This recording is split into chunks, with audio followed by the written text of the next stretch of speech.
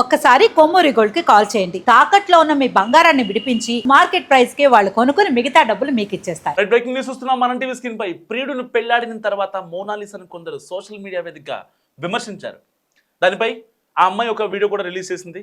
తాజాగా మరో ట్విస్ట్ ఏంటంటే మోనాలిసా మైనర్ అంటూ ప్రచారం సాగింది. ఈ మ్యారేజ్ చెల్లదంటూ విశ్వ హిందూ పరిషత్ కేరళ విభాగం సైతం పోలీసులకు ఫిర్యాదు చేసింది. దీనిపై నేషనల్ కమిషన్ ఫర్ ట్రైబ్స్ విచారించింది. వారి ఇన్వెస్టిగేషన్లో ఆమె మైనర్ అని తేలడంతో ఫర్మాన్ ఖాన్ పై పోక్సో కేసు నమోదైంది. మోనాలిసా వయసు 18 ఏళ్ల కంటే తక్కువేనని, సరిగ్గా పెళ్లి టైంకి 16 ఏళ్ల 2 నెలల 12 రోజులని ఆమె వయసని, సో మైనర్ అని ఆమె ఆధారాలతో సహా తేలింది. ఈ క్రమంలో మధ్యప్రదేశ్లోని మహేశ్వర్ పోలీసులు అతనిపై కేసు నమోదు చేశారు. సో మరి దీనిపై ఈ కపుల్ ఎలా రియాక్ట్ అవుతారో తెలియాల్సి ఉంది. వాస్తవానికి కుంభమేళాలో పూసలు రుద్రాక్షలు అమ్ముతూ తన లుక్తో ఒక్కసారిగా సోషల్ మీడియాలో ఫేమస్ అయిపోయారు మోనాలిసా. ఆ తర్వాత ఆమె సినిమా ఛాన్సులు సైతం దక్కించుకున్నారు. మార్చి 11న అరుమానూర్ శ్రీ నైనార్ ఆలయంలో తన ప్రియుడు ఫర్మాన్ ఖాన్ను వివాహం చేసుకుంది. అంగరంగ వైభవంగా కాకపోయినా ఒక రిజిస్టర్ ఆఫీస్కి వెళ్ళి తన దగ్గర ఉన్నటువంటి ఒక ఫేక్ డాక్యుమెంట్స్ ఆ అమ్మాయి చిత్రీకరించి వాటిని ఎలాంటి ఇబ్బంది లేకుండా ఫర్మాన్ ఖాన్ అనే అబ్బాయిని హిందూ సాంప్రదాయం ప్రకారం పెళ్లి చేసుకుంది. అండ్ ముస్లిం సాంప్రదాయం ప్రకారం కూడా నిక్కా చేసుకుంది. సరే, ఓకే, ఫైన్.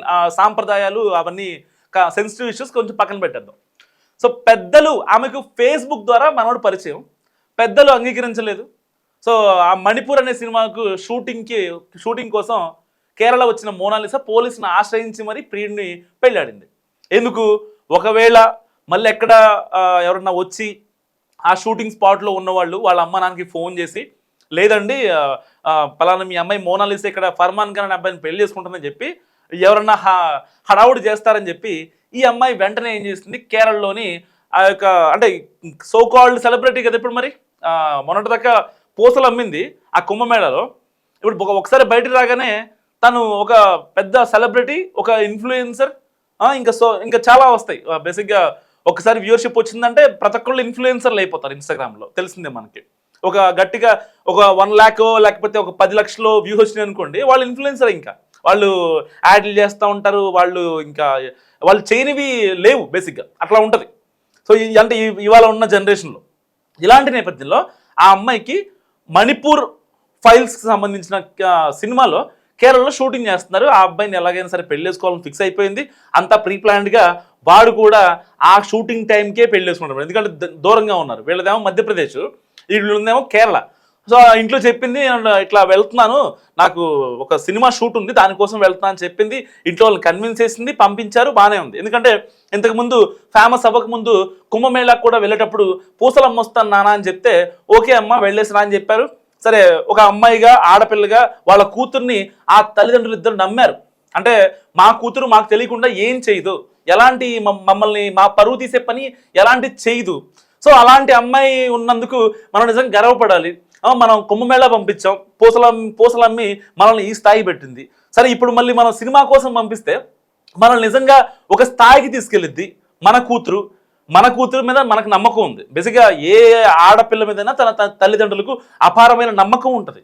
సో అలాంటి సిచ్యువేషన్లో సో అందరిలాగే వీళ్ళు కూడా నమ్మారు. కానీ నమ్మిన తర్వాత ఏమైంది, ఈ అమ్మాయి నేను ప్రేమ అన్నాను, నాకు కొవ్వెక్కింది, నాకు చిర్రెత్తిందని చెప్పి వాడిని తీసుకెళ్ళి అక్కడ పోలీస్ స్టేషన్లో పెట్టుకుంది. ఇప్పుడు కట్ చేస్తే తర్వాత వీళ్ళ అమ్మ వాళ్ళు లవ్ జిహాద్ అని చెప్పారు.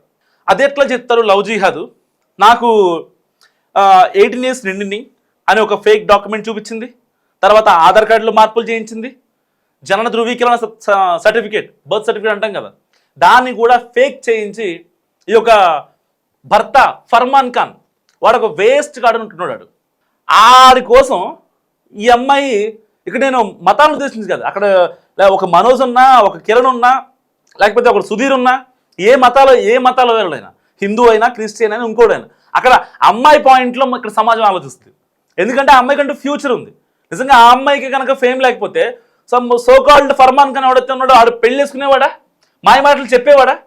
ఒకవేళ ఇదే మోనాలిసా కుంభమేళ దగ్గర పూసలు అమ్ముకుంటుంటే ఈ ఫర్మాన్ ఖాన్ ప్రేమించి పెళ్లి చేసుకునేవాడా? లేదు కదా. ఆబ్వియస్లీ మస్ట్ కామెంట్ చేసి ప్రయత్నించండి. మీ ఒపీనియన్ చాలా అవసరం ఇలాంటి కేసుల్లో. ఎందుకంటే so called celebrities, so called influencers ఎవరైతే ఉన్నారో వీళ్ళంతా కూడా ఒక ప్రేమ మత్తులో దిగిపోయి వాళ్ళ కెరీర్స్ని నాశనం చేసుకుంటున్నారు. వాళ్ళకి ఇంకా లైఫ్ ఉంది, ఫ్యూచర్ ఉంది. అమ్మ, నాన్న, అక్క, చెల్లి, రేపొద్దున భార్య, భర్త, పిల్లలు, అత్తగారు, మామగారు, అమ్మ, నాన్న, ఇలాంటి రిలేషన్స్, ఒక ఒక మంచి ఫ్యామిలీ, ఒక మంచి ఎన్విరాన్మెంట్, మంచి పిల్లలు, వాళ్ళ భవిష్యత్తులు, ఇది కదా ఫ్యామిలీ అంటే. ఎంతవరకు ఒక అమ్మాయిని మోసం చేసాం, లేకపోతే ఒక అమ్మాయిని శారీరకంగా వాడుకున్నాం, ఆ అమ్మాయిని ఇబ్బంది పెట్టేశాం, సో అయిపోయింది. ఆ అమ్మాయిని అనుభవించాను, ఒక రోజు కావాలనుకున్నా, ఒక రోజు వచ్చింది, అయిపోయింది. అక్కడతోనే ఉంటారు. ఇంకా ఈ జనరేషన్ అలాగే ఉంది. బేసిక్గా జరుగుతున్న ప్రతి క్రైమ్ వెనుక ఇలాంటి ఒక అమ్మాయిని అనుభవించాలి, ఆ అమ్మాయిని ఎలాగైనా సరే ఆ అమ్మాయితో ఒకరోజు పడుకోవాలి, బెడ్ షేర్ చేసుకోవాలి. సో దానికి డేటింగ్ కావచ్చు, ఇంకోటి కావచ్చు. నీకంత దోలే ఉంటే రోడ్ల మీద లేకపోతే డేటింగ్ యాప్లు ఎన్ని లేవు. బంగారం లాంటి మోనాలిస్ అని మాయ మాటలు చెప్పి కన్విన్స్ చేసుకోవాల్సిన అవసరం ఏమొచ్చింది వీడికి, ఫర్మాన్ ఖాన్కి? నిజంగా ఫర్మాన్ ఖాన్ నిజంగా ప్రేమించాడా, మోసం చేశాడా? ఒకవేళ వాడు ప్రేమిస్తే కనుక అయితే మోనాలిసా వాళ్ళ ఇంటికి వెళ్ళి వాళ్ళతో మాట్లాడి వాళ్ళని కన్విన్స్ చేసి, అమ్మా ఇది పరిస్థితి, నేను ఒక ముస్లింని, మీకు ఎలాంటి ఇబ్బంది లేకపోతే నేను మీ క్యాస్ట్లోకి, అంటే మీ మతంలోకి నేను మారతాను అని చెప్పి వాళ్ళని కన్విన్స్ చేసుకొని వాళ్ళతో మాట్లాడి అందరినీ ఒప్పించుకొని అప్పుడు పెళ్లి చేసుకుంటాడు. లేదంటే కనుక పెళ్ళయిన తర్వాతనో లేకపోతే ఇట్లా మేము పెళ్లి చేసుకున్నాం అమ్మా, మేము మీ దగ్గరే ఉంటాం, మీరు చెప్పిన మాట మేము కాదనో, జరిగింది అని కన్విన్స్ చేసుకునే విధానాలు చాలా ఉంటాయి. అంతేగాని ఆ అమ్మాయికి కల్లిబొల్లి మాటలు, ఆ అమ్మాయికి చెప్పాల్సినవి చెప్పేసి ఆ అమ్మాయి ఒక మైండ్ని మొత్తం ఇన్ఫ్లుయెన్స్ చేసేసి మార్చేసి ఏం సాధించాడు ఇవాళ? వెంటనే ట్రైబల్ కమిషన్ రియాక్ట్ అయింది లవ్ జిహాద్ అనేసరికి. వాళ్ళ అమ్మా నాన్న, మోనాలిసా అమ్మా నాన్న ఇచ్చిన రిపోర్ట్కి వాళ్ళు ఒకసారి కన్విన్స్ అయ్యారు లవ్ జిహాద్ అనేసరికి. ఎందుకు లవ్ జిహాద్ ఏంటంటే వాళ్ళు కూడా కమిషన్ వాళ్ళు ఫస్ట్ పట్టించుకోలేదు. దాని తర్వాత వెంటనే ఈ యొక్క డైరెక్టర్ ఆఫ్ జనరల్స్, సో ఇటు కేరళ కావచ్చు, పెళ్ళైన ప్లేస్ కావచ్చు, అండ్ ఆ అమ్మాయి ఉన్న ఏరియా కావచ్చు, మధ్యప్రదేశ్, 2 డైరెక్టర్ ఆఫ్ జనరల్స్కి వాళ్ళు ఒక ఆదేశాలు జారీ చేశారు. ఈ కేసు గురించి మొత్తం మాకు పూర్వపరాలు కావాలి. ఎందుకంటే ఆ అమ్మాయి విక్టిమ్, ఆ అమ్మాయి ఒక మైనర్ దట్టు. ఆ అమ్మాయికి సరిగ్గా పెళ్ళే టైంకి 16 సంవత్సరాల 12 నెలల 2 రోజులంట. అంటే ఆ అమ్మాయికి 17 ఇంకా నిండలేదు, 18 కూడా నిండలేదు, అందుకే మైనర్ అంటాం. సో మరి అలాంటి అమ్మాయిని ట్రాప్ చేసి ఆ అమ్మాయిని ఎలాగైనా లొంగ తీసుకొని ఇలాంటివి చేయడం ఎంతవరకు కరెక్ట్? ఇప్పుడు అందుకని వాడి మీద పోక్సో కేసు వేశారు. కట్ చేస్తే పోక్సో కేసు, ఇంకా అసలు వాడు ఇంకా SC ST అట్రాసిటీ కేసు కూడా వేస్తారు. ఎందుకంటే వీళ్ళు పాపం గిరిజనులు. మరి అలాంటి అమ్మాయిని నిజంగా ప్రేమించాడా? ప్రేమిస్తే ఇంటికి వస్తాడు కదా, అక్కడెక్కడో ఉండి నాటకాలు ఆడు కదా. వీడు మళ్ళీ అంగరంగ వైభవంగా ప్రెస్ మీట్లు పెట్టడం, వీళ్ళేంటో అసలు అంటే ఒక నెక్స్ట్ లెవెల్. వాడికి ఫేమ్ వచ్చింది, అమ్మాయిని వాడుకున్నాడు. ఫర్మాన్ ఖాన్ అనే వ్యక్తి అసలు ఎవరికి తెలియదు, ఈవెన్ మోనాలిసా కూడా ఎవరికి తెలియదు. కుంభమేళతో అమ్మాయి మంచి ఫేమ్ తెచ్చుకుంది. దాని తర్వాత ఆ అమ్మాయి ఫేమ్ భర్త అని చెప్పి ఫర్మాన్ ఖాన్ పేరు తెచ్చుకున్నాడు. ఇంతకుముందు కనీసం గూగుల్లో కొడితే వాడి పేరు కూడా వచ్చేది కాదు. ఇప్పుడు ఫర్మాన్ ఖాన్ కొడితే మోనాలిసా భర్త అని చెప్తుంది ఏఐ కూడా తెలిసిపోయింది అనమాట, ఆర్టిఫిషియల్ ఇంటెలిజెన్స్. మరి ఇలా జరుగుతున్నాయి కొన్ని కథలు. ప్రతి ఇన్ఫ్లుయెన్సర్కి, ప్రతి ఒక్క ఆడపిల్లకి మీ చుట్టూ చాలామంది మృగాలు ఉంటారు. వాళ్ళ మాయ మాటలు అసలు నమ్మకండి. ఫస్ట్ ఇంట్లో వాళ్ళు ఎవరు అవునన్నా ఎవరు కాదన్నా, మీ ఇంట్లో మీ అమ్మ మీ నాన్న వాళ్ళు లేకపోతే, వాళ్ళు ఒకళ్ళు చనిపోతే, దాని తర్వాత మీ తోడబుట్టిన వాళ్ళు, మీ అక్క కావచ్చు, మీ అన్న కావచ్చు, చెల్లి కావచ్చు, తమ్ముడు కావచ్చు, వీళ్ళే మీ లోకం. ఈవెన్ పిన్ని, బాబాయిలు, పెద్దమ్మలు, నానమ్మలు, తాతయ్యలు, వీళ్ళంతా నథింగ్. మీ తోడబుట్టిన వాళ్ళే మీకు లైఫ్ లాంగ్ ఉంటారు. మిమ్మల్ని కన్న వాళ్ళే మీతో పాటు లైఫ్ లాంగ్ ఉంటారు. మీకు ఎలాంటి కష్టం వచ్చినా చూసుకుంటారు, నష్టం వస్తే భరిస్తారు, లాభాలు వస్తే హ్యాపీగా ఫీల్ అవుతారు. వాళ్ళు యాక్సెప్ట్, వాళ్ళు షేర్ ఎక్స్పెక్ట్ చేయరు మీ దగ్గర నుంచి. మీరు బాగుండాలని కోరుకుంటారు, మీకు ఒక సొంత ఇల్లు ఉండాలని కోరుకుంటారు.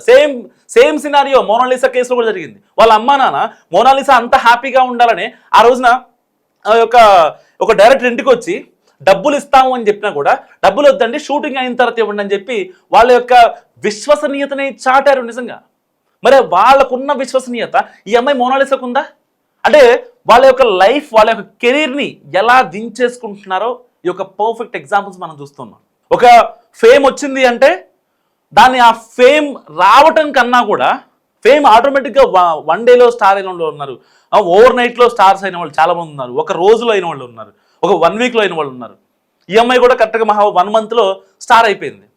సో ఆ స్టార్డమ్ని మేనేజ్ చేయడం, మెయింటైన్ చేయడం, దానికి తగ్గట్టు మన బిహేవియర్ ఉండడం, అది చాలా ఇంపార్టెంట్. అంతేగాని బురదలో ఒకసారి కూర్చున్నాం కదా ఇంకా ఎక్కడైనా కూర్చోవచ్చు మనం అనుకుంటే మన బతుకులు మారవు. ఇప్పుడు మోనాలిసా దానికి ఒక పర్ఫెక్ట్ ఎగ్జాంపుల్. తనకు వచ్చిన ఫేమ్ని తను అమ్మాయి మెయింటైన్ చేసుకోలేకపోయింది, నిలబెట్టుకోలేకపోయింది. మరి మోనాలిసా గురించి మీరేమనుకుంటున్నారు మస్తుగా కామెంట్ చేయండి.